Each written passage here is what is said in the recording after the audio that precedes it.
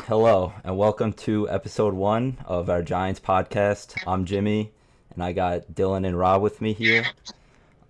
Today, I wanted to talk about the 2025 NFL Draft.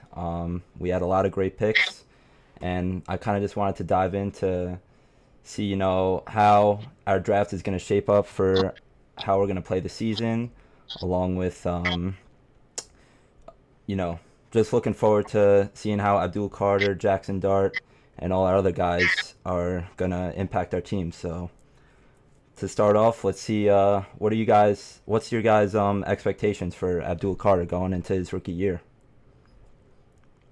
Honestly, I think they're going to use him in the sense of like being a rotational piece with people like Kayvon Thibodeau and Brian Burns. They're going to sort of ease him into his position. I don't really think that they're just going to throw him out there and be like, "Yo, Abdul, get at it." Like that's just fucking wild, especially with the Shane Bowen defense and how retarded he is. I don't really, see him like, Yeah, making the most out of what he can. He's just probably going to ease him into the position. Yeah, that's a good take. I think he's going to be a rotational piece as well. I can't imagine everybody being on the field at the same time, like Chauncey, Tibbs, Burns, and Carter at the same time. But I think that not only was it a great player to draft because he's the best player available, arguably the best player in the draft, but because think about the O lines the Giants are going to have to go up against next season in the NFC East. The Commanders have a surprisingly good O line now. They took another guard in this draft. The Eagles have always had a legendary O line, and obviously Jerry Jones drafted Tyler Booker, adding to that legendary Cowboys O line. So they really did not have any choice but to fully invest in this D line, which, if it wasn't already good before, it is near perfect now, especially not only with Abdul Carter, but with the addition of Darius Alexander and all the free agent signings as well on that D line. So really hyped up to see what Abdul Carter does on the Giants, as well as Jackson Dart, which is a very controversial pick, to say the least. A lot of grades coming out, but to be honest with you, I don't really care about draft grades. I don't think you guys really care about draft grades either. I can't speak for you. I've seen a lot of C's and B's on Jackson Dart, but at the end of the day, Brian Dable is a highly respected football mind. You don't have to call him good, you don't have to call him bad, but he's very highly respected by a lot of professional players. And I think that he got his guy in Jackson Dart. And in my opinion, that is a universal A no matter what. yeah, I'm gonna Yeah, have this to guy's agree with you high there. on Jackson Dart, man. Well, I am no, high on Dart. You're I want high on to. Jackson Dart. Yeah, I I mean, love it. Dylan's definitely right. I mean, I could tell from the jump that Jackson Dart, he was 100% a Brian Dable guy. I mean, you look at a lot of the guys Yeah. that were drafted this past weekend, you could tell that Joe Shane looked at a lot of them and looked at their tape. But in terms of Jackson Dart, I really think Brian Dable was the guy in Joe Shane's ear telling him to trade up to pick 25, grab him in the first round. And then that Big time. way, now we have a fifth year option on him as well. Like when Yeah. the time comes, that's going to be huge because as we know, Jackson Dart's probably going to be sitting behind Russell Wilson and Jameis Winston for at least this year, if not multiple years to come. So I'm happy with the Yeah. pick ultimately, but we could also talk about the third round pick that we made out of Toledo, Alexander. Dylan, I know you brought him up a bit, but Rob, how are you feeling about that pick as well on our D line?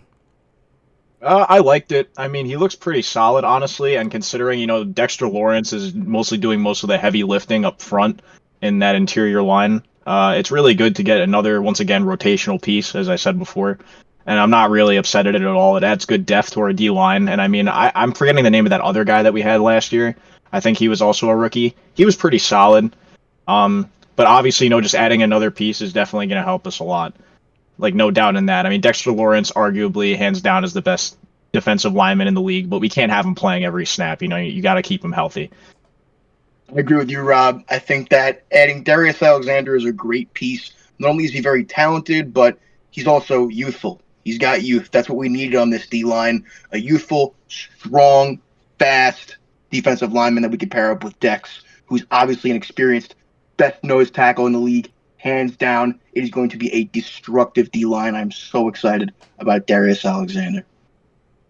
Yeah, Back to you, Jim. an- another great pick by Joe Shane out of the third round.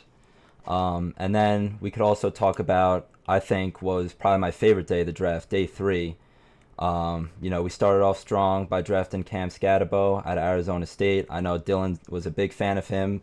months leading up to the draft, not even just days or weeks before. But he's been talking about him for ever since that game against Texas. That was a really great performance by him.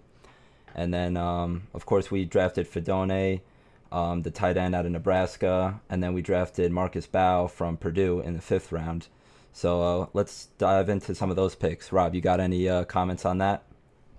Scatterbo, I love Scatterbo. I mean, honestly, obviously he only showed up really mostly in the playoffs, but I think he has a lot of explosiveness, and I like the grit that he just has. Like, he's just a dog. Like, I can't really say anything else about him. I'm happy to see how he really fits into our running back scheme because Devin Singletary is a burger, so he gotta stop fumbling the fucking ball.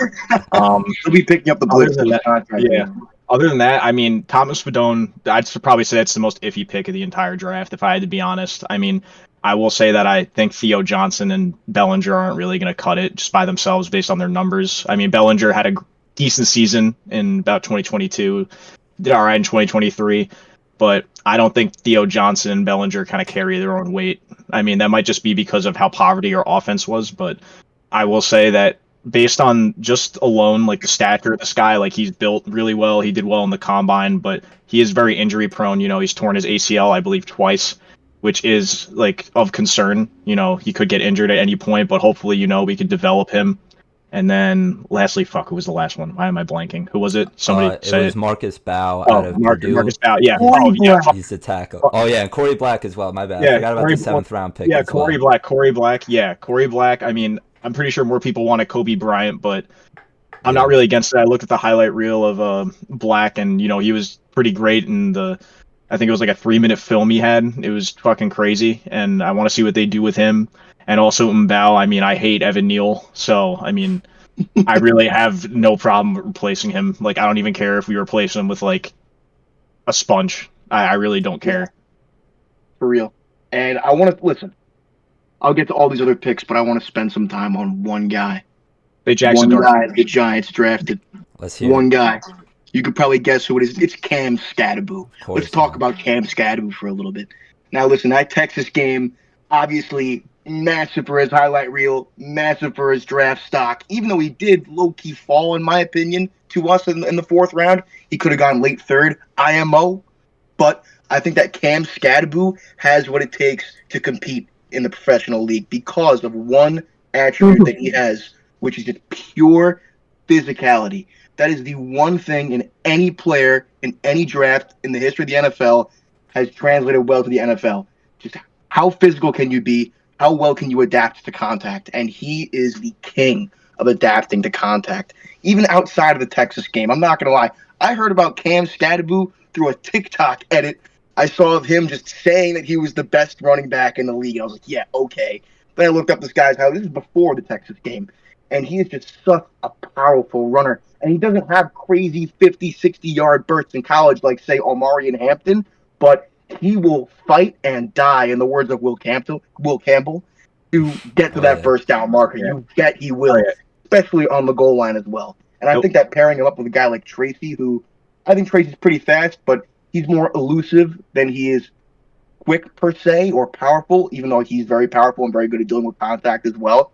I think that you put Tracy with Cam Skattebo, two guys who could be 3-down backs, but way better paired together because they can both recharge with that strength and that power and that contact balance. And establishing the run is something that we have to do, just like Robbie said, with our poverty offense. First thing we got to do is establish the run before we can do anything else, which I think is going to be really important with Cam and Tracy, as well as taking Marcus Bow, right? That's a massive addition. They signed a swing tackle in James Hudson over free agency.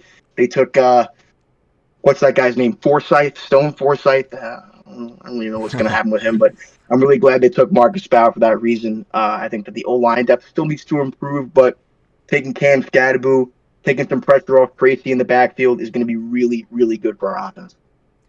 Yeah, no, I mean, you brung it home. I mean, I think Shane really wanted to focus in on getting another guy in the backfield to pair up with Tracy. And I don't want to get too ahead of myself, but I'm just seeing a lot of shades of the Giants trying to bring back that culture that we saw in our 2007 and 2011 Super Bowl runs. I mean, you look at guys like Brandon Jacobs and Ahmad Bradshaw, like that was the 1-2 punch that we had that propelled our backfield into being one of the most consistent run games on those Super Bowl runs. So that, along with Shane focusing on the defensive line as well. I mean, you could look at 3 or 4 guys that should make a really big impact on our defensive line, even our secondary as well. I mean, we could go into free agency talking about the additions Paulson Adebo, Javon Holland. I mean, Shane really made it a priority in this offseason to focus on defense before anything else, and that's something that I just love to see from a general manager. Rob, you still with us here? I think you're muted. Okay. So no, I'm really looking forward to seeing what kind of schemes that Brian Daboll has for our offense, as well as I kind of want to see a bit more improvement from Shane Bowen, our defensive coordinator, as well. He started off the year strong last year. I mean, I think we led the league in sacks for about 5 or 6 weeks, and then we kind of took a deep downturn from that point on. But I do want to see him at least be able to draw up some schemes for our defensive linemen and get to the quarterback as much as we can. Yeah, this is a big test for Bowen. Yeah. Yeah. Sorry, my secretary walked in. But pretty much, I agree with what you said about Bowen. I mean, I think he has a great red zone defense. Other than that, I don't think the prevent has really worked for us. I mean, if I had to be honest, the cornerbacks we had, I mean, Deonte Banks, solid guy, but I really think he just kind of lost his motivation with last year. I think that was like a big factor. I love the rookies. The rookies have been great. Drew Phillips is a fucking beast.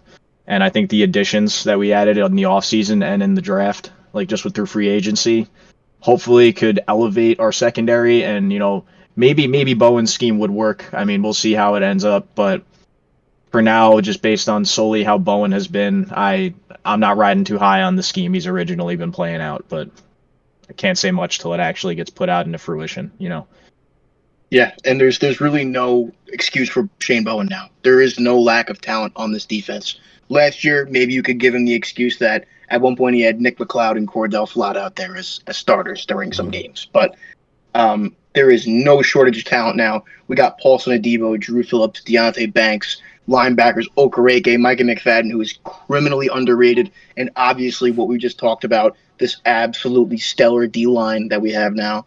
So it really comes down to him. This defense will be as good as he allows it to be, same as how this offense will be as good as Brian Daboll and Russell Wilson will allow it to be. Truly, because on paper, I mean, if you just look at our team on paper, it's good. It's really good. Like that team can compete. I'm not saying it's a Super Bowl team, but that team could definitely at least win a wild card game.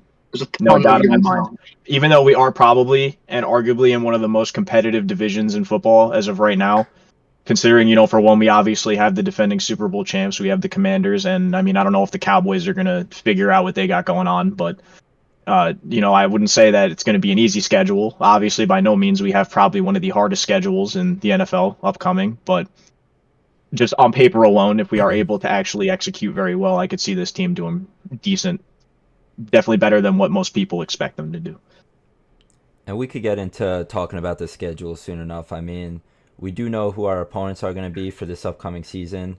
I know we're going to be playing the NFC North, which contains the Lions, Vikings, Bears, and Packers. Of course, we play our divisional opponents twice a year in the Cowboys, Eagles, and Commanders. And then we also have the AFC West, which includes the Chiefs, Chargers, Broncos, and Raiders. So looking at those teams right now, I mean, we could start making early predictions on how we're going to shape up against those teams, but I really would like to see how our schedule is going to look week by week before we really dive into that. But looking at our team right now, what's kind of your guys' predictions leading up to the season, at least record-wise? Honestly, I think we're going to break even with every divisional game. I think we're going to go 1-1. So you think we're going 3-3 in our division? Yeah. Okay. That's what I feel. I mean, if I had to be honest, I don't really know if we're beating the Chiefs. That's just one. Broncos, I mean, they had a great season with Bo Nix and all their young talent. So they've only really built on it and elevated from there. So I don't feel like that game would be any easier. Raiders, easy money. Give me that. Chargers. I don't know. Chargers are kind of iffy. The Raiders kind of had a good draft themselves, getting Gentry at 6 overall. I mean, they still got Yeah, Bowers, so they it's still got Geno Smith, man. I don't know. and they brought in Pete Carroll too. So I mean, it's not. I don't think it's going to be as easy as we think, but Yeah. we'll Yeah, see. but I mean, what about they're? I mean, who do they have on defense? Yeah, look at it that way too. But it Really, also comes down to Max our offenses. Crosby. Yeah, exactly. That's it. And I mean, considering how our defense is, I kind of hope that looking at how Geno Smith did last year. I mean, it's not like he did terrible, but when he needed to show up, he didn't, and especially in like big moments. So I just pray that it kind of leads to that, especially when you're given a team like the Raiders. It's really The all you can hope Giants D for. line like totally crushed Geno in that one game too. The Yeah, Seahawks Oh yeah, game. exactly. He's gonna be seeing goat. Forget it. Now we got Darius Alexander and Abdul Carter coming at him full force, 200 miles an hour, 300-pound men. This guy is going to be terrified of the Giants D line, and it sounds funny saying that out loud, like terrified of the Giants, but that's really what it is. Like quarterbacks are going to be terrified of the Giants D line if they aren't already, and I'm so excited. Even if the team, which back to what you were talking about, Jimmy, about the record predictions. I'm a little more doom and gloom about the record prediction, just the numbers. I would probably say, I think there's 18. Is there 18 games this season? Have they done that yet? Still there's 17. there's still 17. I think the final three games that I didn't include, which are just kind of the random ones. We play the Yeah. Bears, the Saints, or no, I already said the Bears. We play the Saints, the Yeah. 49ers, and I'm trying to think of the AFC team that we play. It's not coming to me right now, but it might be Yeah. the Patriots, Okay. if I'm not mistaken. So, because all those teams they finished at the bottom of their division. I mean, we know the Giants how they fared last year, so we're going to be matched up against some of those bottom tier teams. But even like we were talking about earlier about the Patriots, they also had an amazing draft as well, getting Will Campbell, fourth Oh, for overall. sure. I mean, Oh yeah, that guy's a fucking beast. I don't think any of these games are going to be a free win, at least No. on paper. So they'll all be challenging games that we gotta come up and show and play. A lot of people were downplaying this draft. I felt like a lot of people thought this draft was unimportant just because of the QB class, right? There was so much hype around Shador, which I know that this isn't necessarily Giants related, but it kind of is. I feel like we do have to talk about Shador at some point, right? I Of mean, course. before we get into that, my record prediction for the season, I think, is going to be 5-12. That being said, I think it's going to be extremely entertaining. I think that even the heartbreaking losses are going to feel somewhat satisfying because we're going to see a little bit more of a competent offense that can score, that can throw touchdowns at home, that won't go 7 games consecutively without throwing a touchdown at home. And if they do, then who do we blame? Can't blame Daniel Jones. He's gone. Kafka, maybe, but at the same time, does it come down to Dable if that's the case? And that actually leads me to my next question for you guys, which is very crucial in my opinion. Is what record do you think the Giants would have to go in order for John Mara to seriously consider getting rid of Joe Schoen and Brian Dable? And the reason I bring this up is because a big factor in what Shane and Dable both told John Mara is that they were going to get their franchise quarterback. So now looking at the selection of Jackson Dart at 25th overall, I think, in my personal opinion, this buys them another year. Yeah, it does. Like It does. off automatically. I mean, it's very hard to draft your own guy, especially using a first round pick to get him, and then fire your head coach that wanted to bring him in. So I'm really curious to see how really bad the Giants would have to do in order for Mara to consider it. But yeah, I just wanted to get your guys' opinion on that as well. I think, like you said, I fully agree. I was going to mention it before. I think Jackson Dart's just going to get the Jordan Love treatment. That's pretty much it. They're gonna hold him back. They're not gonna start him because they don't want to throw him out there in a shit show that we've already had. Russell Wilson's probably just gonna teach him some things. Jameis Winston might get a couple reps. Eventually Jackson Dart will probably get his reps too if we're down big or up big. But I don't really think that they plan on really putting him into the role of a starting quarterback until maybe about a year or two from now. I think Russell Wilson's on what, a 2-year contract, Russell right? Wilson's on a 1-year contract. Jameis Winston's on a Another 2-year contract. Jameis Winston's on the 2-year. Yeah. So yeah, I'd assume that maybe they're probably gonna just keep Jackson Dart out of the spotlight for maybe about like a year or two. Yeah. That's my guess. I think that the only way we see Jackson Dart on the field is if Dable is supremely confident in this kid in his early on development to be there. And I think that We all think that Russell Wilson is 150% going to start at the start of the season, but don't be surprised if Jackson Dart competes for the spot. You know what I mean? It's a very small chance, but hey, anything can happen. Look what happened with the Broncos, Sean Payton and Bo Nix. Who was it? Jarrett Stidham was on the Broncos, who was told that he was going to start week one, and Yep. then Bo Nix competed. Nobody expected Bo Nix to compete as well as he did, and he did because he had his coach and his best friend, Sean Payton, to coach him up to it. So if that's the same case with Dable and Jackson Dart, we could expect Dart to be starting week one, but like I said, it is a very, very small chance of that happening. So that's my take on that. All right. And listen, guys, we had all this talk about our new additions to the Giants. I mean, you look at both the offensive, defensive sides, but we still have yet to talk about our highlight of last season and our best player, Malik Neighbors. He had an Oh, you're amazing gonna year say last. Daniel Jones. No, he's a little bit Okay. lower on that list. But yeah, no. Opinions are opinions. Talking about Malik Neighbors, I mean, he had a stellar rookie year last year, finished with 9 touchdowns, 1,200 yards. I mean, the the projections are through the roof right now, especially if we see Jameis Winston touch the field at all this year. So, what do you guys kind of see Malik Neighbors kind of improving from year one to year two? What's your guys' projections on that Ceiling is top 3. His floor is top 10. in the That's entire really all. league? Yeah, raw skill alone and talent. I mean, when you look, in my personal opinion, I mean, him and BTJ are like probably the best wide receivers out of that draft. I mean, Marvin Harrison Jr. still has time to prove himself, but just going based off of last year, I'd honestly have to give it to Malik Neighbors, not even just out of bias. Like, if he didn't get that concussion, like he probably would have stayed in the top 5 in receiving yards and probably would have done a lot better stats wise. He's probably the best receiver we've had since Odell. 100%. Yeah, I definitely agree with Rob. I think ceiling top 3 and floor top 10, I think is the perfect way to put it. I think that if Malik Neighbors can ball out with Daniel Jones, and you guys already know what I'm going to say, if you can ball out with Daniel Jones, Tommy Cutlets, and Tim He Boyle, shall not be named. if he can catch a fadeaway from Tim Boyle for a touchdown at home, mind you, I think this guy can do it with pretty much anybody, especially with one of the most efficient moonball passers in the league in Russell Wilson.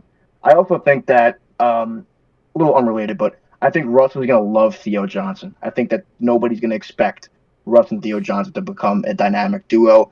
I think Russ loves his tight end. He loved Freiermuth when he was on the Steelers, and I think that could also be a factor in Malik Neighbors' production, especially with Russ as the starter. You know, with George Pickens on the Steelers, at least when I was watching those games, I noticed that Russ was targeting more Freiermuth and Calvin Austin. So Yeah, the only concern I have with Russ being the starting quarterback is that, you know, if Malik's in double coverage, Russ is going to panic and then throw to the tight end, or he's going to throw to, say, Darius Slayton on a crosser. You know what I mean? So I think that with Jameis, Malik would be top 3. I think that with Russ, Malik will stay within the top 10, but not exactly cross top 5. You get what I mean? of course, yeah. And bringing up what you said about the tight ends, I kind of actually have a bit of a hot take for you guys. Rob kind of talked about it earlier, but I kind of wanted to dive back into our 6th round pick, Fedone out of Nebraska. I think that's how you pronounce his name.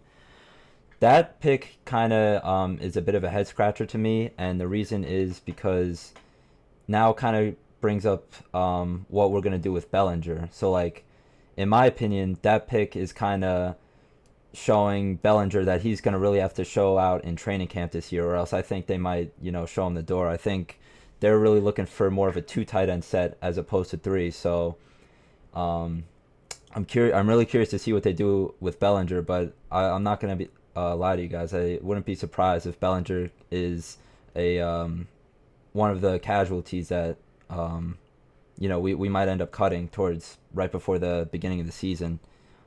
Just depending on how he plays in training camp, of course. I think Theo Johnson is fairly safe, but that pick just was a bit of a head scratcher to me, especially since we already got Theo Johnson and Bellinger on the roster.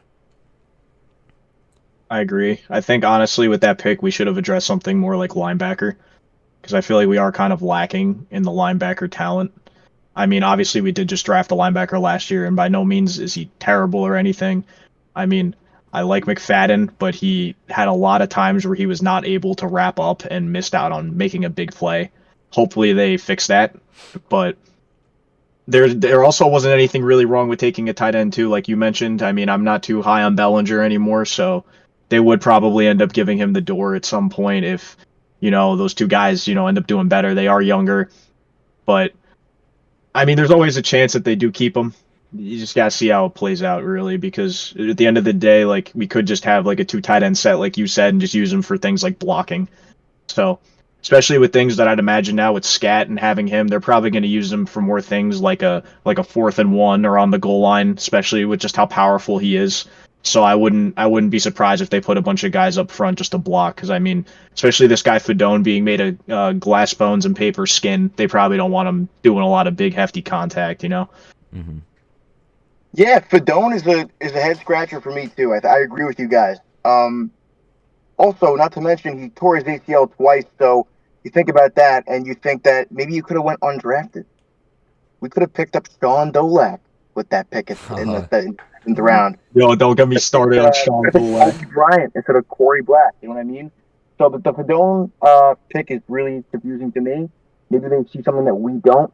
I know that coming out of high school, technically he was ranked higher than Brock Bowers at his position, but not when you tear your ACL twice. There's really not much of a longevity to your career at all. So I'm confused by that pick, but at the same time, not going to slay them for it because at the end of the day, it's a 7th round pick. And I know that no matter what round it is, it could be a player of impact, but in my own personal opinion, not a guy who tore his ACL twice. So confused by the pick for sure, but I am excited to see what he does because, I'm a little delusional. Seeing that he was ranked higher than Brock Bowers has me thinking, it has me pondering. So just excited to see what they do with him going forward. And when it comes to Daniel Bellinger, I'm not terribly impressed with Daniel Bellinger. I have some very sentimental memories of Daniel Bellinger from 2022. I'm sure that we all do. Of course. I think that he's got reliable hands. I think he's a good blocker, but I just don't see anything that would make me crazy upset if he were to walk out because I just haven't seen too much from him since 2022, if you get what I mean.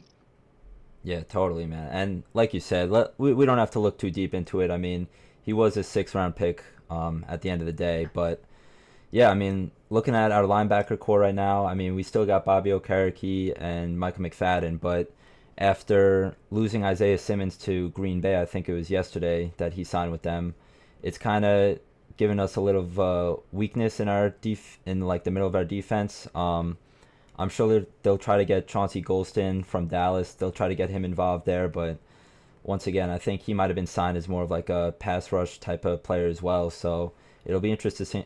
It'll be interesting to see what they do at that position. But yeah, I think we did overall a good job covering the draft. Obviously, our last pick, focusing on cornerback. I'm curious to see how they're going to play Deonte Banks this year. As we all know, he had a very he didn't have the greatest year last year. Let's just put it like that, compared to his rookie year. So I'm curious to see how they're going to line him up with Drew Phillips and Tyler Nubin. But yeah, I'm also happy about the Paulson Adebo signing. I think he's going to fit right in as our cornerback 1. So our secondary should be really shored up this year. What's your guys' projections on that? Oh, definitely. I mean, I think that they're just going to make Adebo a cornerback 1. The only issue with that, like we've discussed before and mentioned, like a lot of injuries, that kind of holds people back. But I mean, if you watch those videos of him with the rehab, it's kind of a light at the end of the tunnel for him. He has the skill. I think that they're going to move Banks down to CB2. I think he'd do way better there. And then obviously, on the back, we got Javon Holland. I love Holland.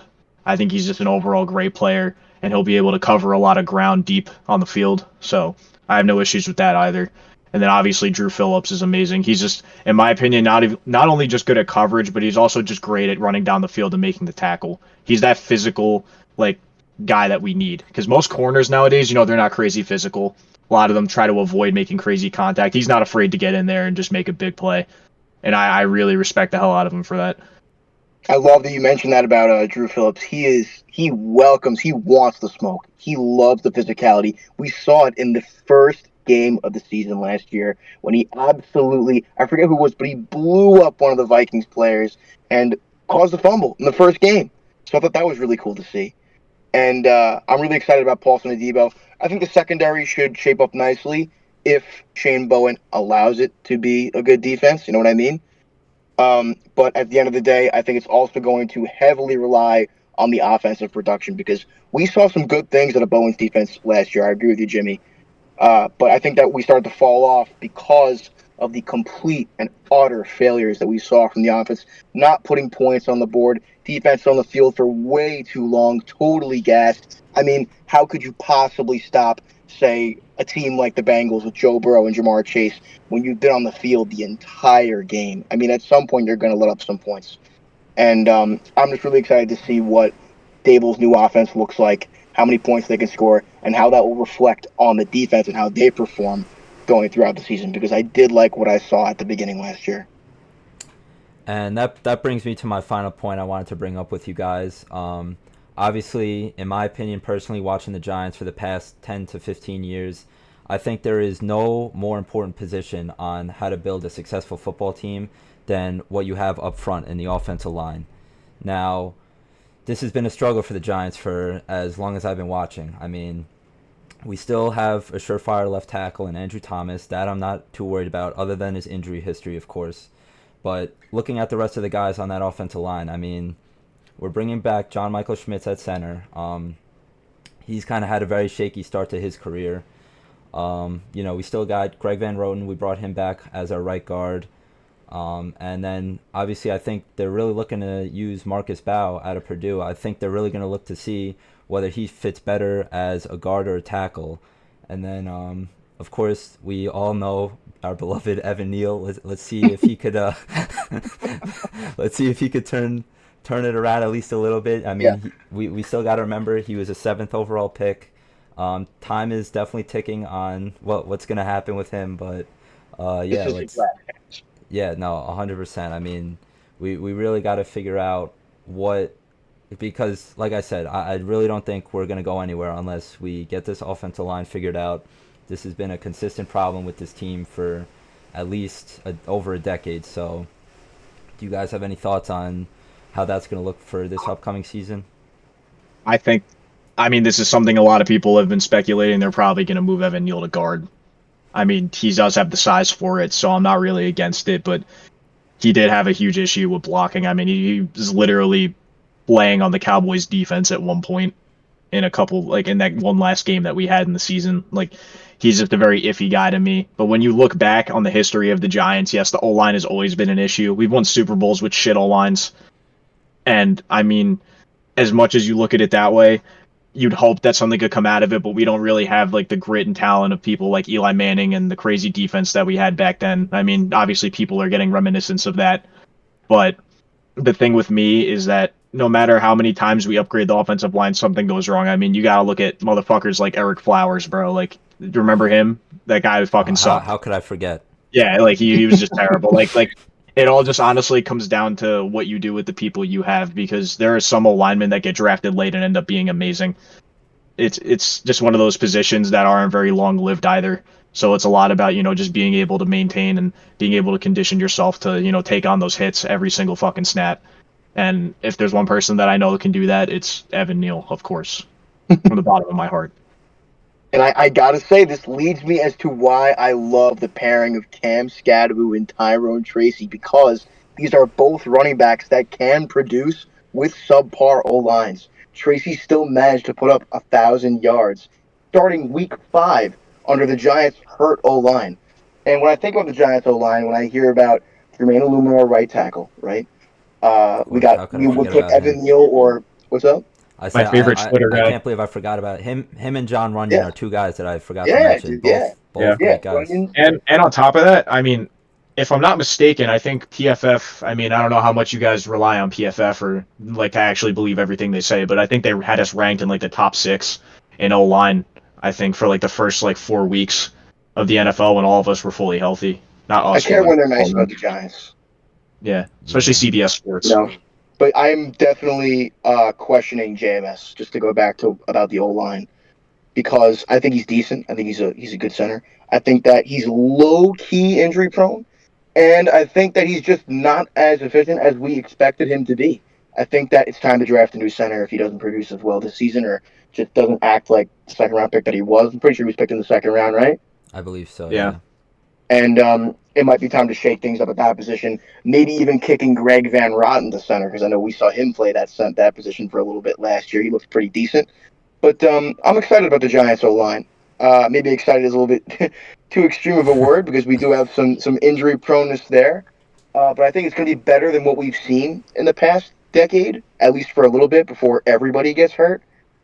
I think that the signing of James Hudson and especially the drafting of Marcus Bow, two guys who could swing at multiple positions, is going to be really helpful for the depth of the O line, especially when those injuries inevitably happen. I hate to say it, knock on wood. Hmm. So we'll see how it works out next season. I'm really excited to see what the run game looks like, especially with this newly crafted O line. Yeah, I'm high on Mbao. Like I think he's a Yes, great athlete. big The time. only issue, and it's something that was addressed by a lot of people who were, going over the draft, was that he's not that big in terms of like actual bone. They're like just meat on his body. He's got to put on some weight, especially if he's going to be taking on the tackle role. You're going to be going against big, fast edge rushers. And another thing too, like you said, Andrew Thomas. Yeah, he's got some injuries, but when he's healthy, he elevates that O line. He really protects that blind side, and you noticed his absence, like the amount that pocket collapsed when he wasn't playing that position and wasn't on the field. It was just a vast difference. Like the way he was able to hold up people like Micah Parsons and Garrett when we played the Browns, like it was just a different game. I do not want to see Forsyth at left tackle. I do not want to see Josh Azudu at left tackle, and that's why Oh I'm hell glad no. they signed James Hudson because hopefully that's where they would put him if that were to be the position that we would be out on because of an injury. Yeah. No, I mean, you guys really brought it home there. I want to say I think we hit on just about every topic that I wanted to today. If there's any final thoughts that you guys have on any upcoming expectations we have for the season or any more thoughts on the draft, just, shout them out right now. I got nothing. I You think know I got what? nothing. I got one thing. Let's I hear got it, one Dylan. thing. I have zero expectations going into next season. I'll tell you why. Because even though they had a great draft this year, and even though they had a great draft last year, we cannot pretend that they're in contention for the playoffs because they literally went 3-14 last year. We still have not seen a single ounce of Dable's new offense. So until we see some results, uh, go into next season with no expectations. You will not be disappointed that way. Number one, and number two, be excited for next season. Not necessarily crazy expectations like playoffs or Hell Super yeah. Bowl, but be excited to witness all the young talent that this team has. And even if they do go 3-14 next season, or they win one single game, it won't matter because the future is bright in Big Blue, and I am really hyped up to see what they get going next season. Yeah. Yeah, I agree. Another thing too is a lot of people think we're still going to get Archie Manning. I don't think that's happening anymore. No, I don't see that I don't think happening. so. As much as I'd love to have another Manning in the presence of a New York field, I just don't think it's going to happen. Like, let's just No. be honest here. I think the Browns are probably going to end up fucking up again and getting another quarterback. Yeah, I said it earlier today. I mean, this team is a perfect example of a team that quite necessarily isn't in contention for playoffs, but I think we're just too talented on both sides of the ball to be in contention for the number one overall pick next year. So I really do love the way that Joe Shane has handled both this year and last year's drafts. I mean, I've been one of his biggest defenders after the whole debacle he got into with last year's free agency of he who shall not be named on this podcast. But yeah, no, I just want to say thank you guys for coming on to my podcast. We'll be sure to run this again as the season gets closer, get into more predictions once the actual schedule comes out. And yeah, thank you guys once again. Thank you, No Jim. problem. Yeah, of course. So, Thank you. and thank you to everybody that's going to tune in to our Giants podcast. Like I said, we'll try to get more episodes as the season gets closer, and we'll definitely be sure to get episodes while the season is going on. And like Dylan said, let's try not to get too crazy with the expectations. Let's keep them tempered, but we'll still have fun regardless going into next season. So thank you once again. Thanks, man. Shedeur Sanders. Let's go. Of course. For real.